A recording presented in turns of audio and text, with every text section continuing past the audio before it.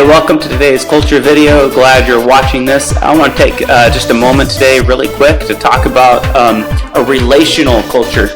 And I think that relationships obviously are so important. It's one of those things that's born by God inside of us. At the very beginning of time, God looked at Adam after he created him and said, it's not good for you to be alone.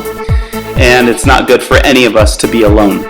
And so as we're talking about doing ministry and fusion and what we do here at the church for the Lord and for our city, we need to look at keeping everything that we do inside the context of relationship. And what I mean by that is purposefully seeking to bring students around us at any time that we can, at all times if possible, keeping people around us, whether that's through Facebook, whether that's through a phone call, a text message, or taking one of the students out to coffee, or taking a group of them out to coffee, or however, ball game, whatever it is. But we've got to do ministry inside the idea of context. And let me just expand this for you just a little bit.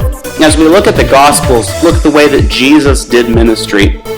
The way that Jesus did his discipleship was he found 12 men, brought them around them, and he spent every waking moment that he had with them.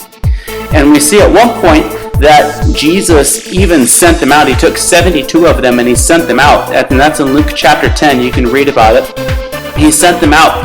And when they came back, they were just so amazed at what they were able to do. But I guarantee you that none of those men would have been able to have the faith to do what they did unless they knew who Jesus was. And in that passage there in chapter 2, he says that, hey, listen, you're like sheep among wolves. And you always just think that was so discouraging. I was like, what? Like, I'm a sheep among wolves? Like, that's not very awesome. I'm going to get devoured. But then when we look in the perspective that God is our Father, he's always backing us up.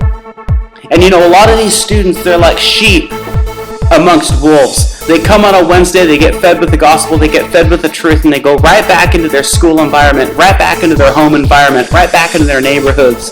And they're like sheep among wolves. And unless they get a connection to God as a relational God, as a God who's a father, they will never be able to survive. They'll be devoured by the wolves. And so we've got to show them what a relationship really looks like. And so the gospel works best when it is inside the context of a relationship, because the gospel outside of the context of a relationship, it really does not mean that much. Because then we start associating God as just some kind of a higher power. God is just kind of some superior being who lives up in the sky somewhere, and I might talk to him here or maybe there when I have a problem. But when the gospel is presented and it grows and discipleship happens inside the context of a relationship, then people begin to grasp this idea that God is a father, that God is a relational being, that God wants to have a relationship with us. And when that belief is internalized, it doesn't matter if we're a sheep among wolves or not, because we understand how God has our back. So the gospel inside the context of relationships, and what are some of the things that at Fusion we're purposefully doing to make this happen? One of those is our Wednesday night small groups, breaking up into small groups on Wednesday nights after the teaching. And this gets the students inside of a smaller relationship. They're not just one amongst 100 anymore. They're just one amongst 5, and they'll open up and they talk about certain things, and we talk to them about things. And that relationship begins to grow, and they can talk and they can share and open up. Small groups outside of Wednesdays, taking students out and grabbing a cup of coffee, taking them to a ball game. Maybe you got to go run some errands, pick a student up, throw them in the car, let's go run some errands together, and just get them comfortable with who you are and get them comfortable talking and sharing. And when that relationship grows, guys, we have the opportunity to do discipleship in a way that we would never have through just a pulpit style meeting.